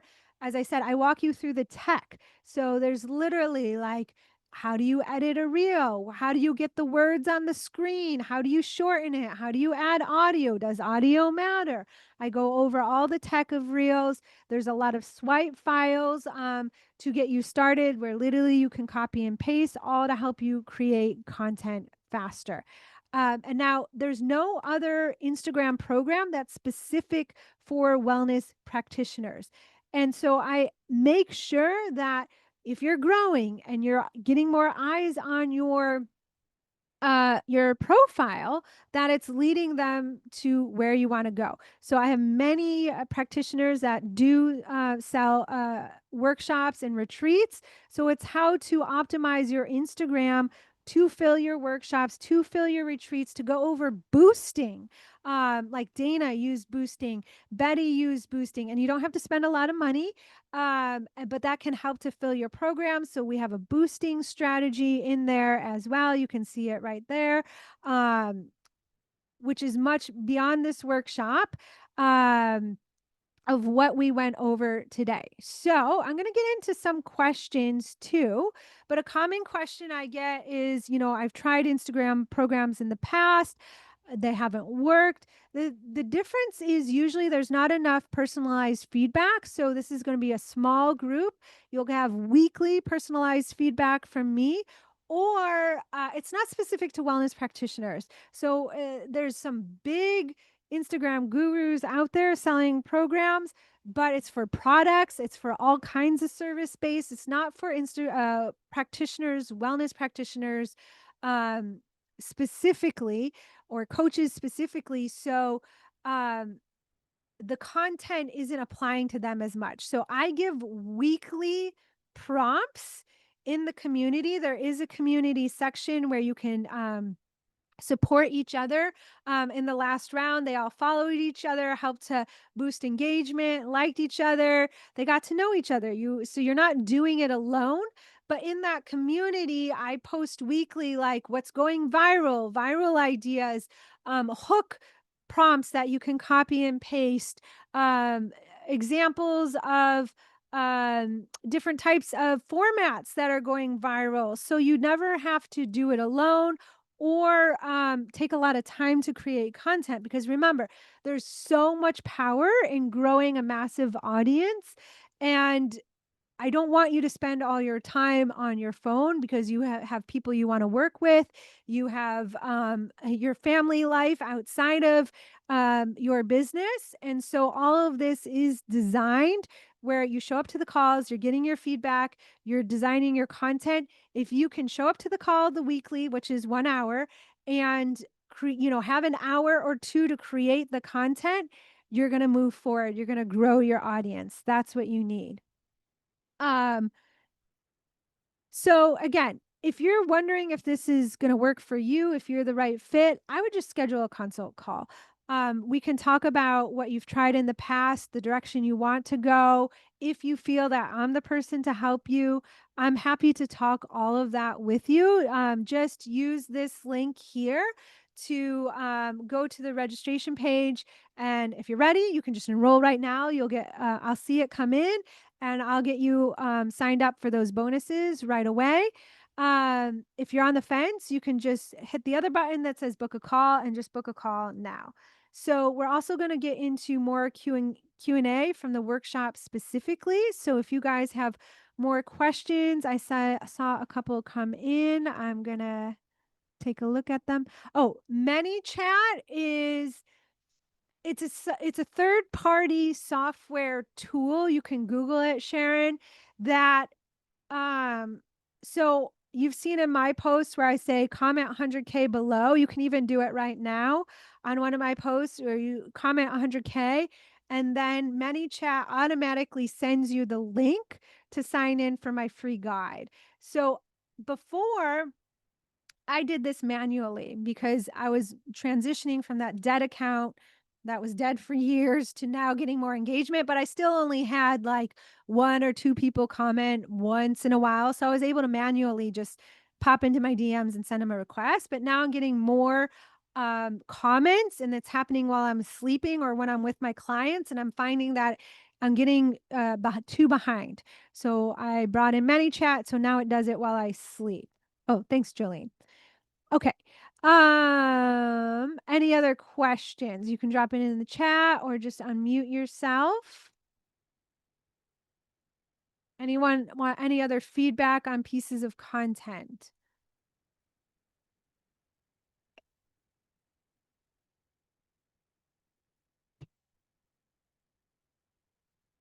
Okay. So just a recap here. If you do purchase now or watching on the replay, by Friday, you get the individualized 30-day content plan with hooks and real ideas that's specific to you. So I actually have you fill out a form. It'll take 5-10 minutes and I get all your information, and then the content is specific to you and your audience and your business. It's not generic. Okay. And then you also get the 3 months of DM within the container with me where you can ask questions and get answered by me. You get a 50-minute one-to-one call. Again, if you're working with me one-to-one, you do get this program for free. So that is a bonus call. So you get your one-to-one weekly call with me, and then you get the Instagram call, which you can show up to too, and the whole Instagram portal. So this is the link to sign up. It's 12 weeks, 3 months long by the end of it. So last cohort, I had people signing their first clients off Instagram. I had people that more than doubled their audience, more than doubled their views, made content faster, just understood Instagram more. So they showed up more, started boosting for the first time, filled workshops. So we had a lot of great progress in the last round in those 3 months. So if you start now, right, we're going to start the first week of October. So October, November, December. That means by the end of this year, you're going to have a different Instagram account, which will lead to a different business for 2026. So you're not going to be in the same place starting another year, just going through the same old, same old. You're going to be starting in a brand new place for 2026, and it's going to start that year skyrocketing your business. So that's what I've got for you today. I'm really excited to work with you in the clinic or one-to-one if that's the direction you want to go. And I can't wait for you to see what you create by the end of this year so we can start next year in a new place. But you're very welcome, Melissa.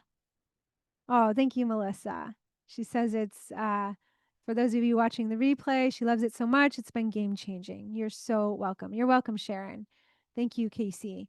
All right. So I will see you on a call, or you're very welcome in the clinic.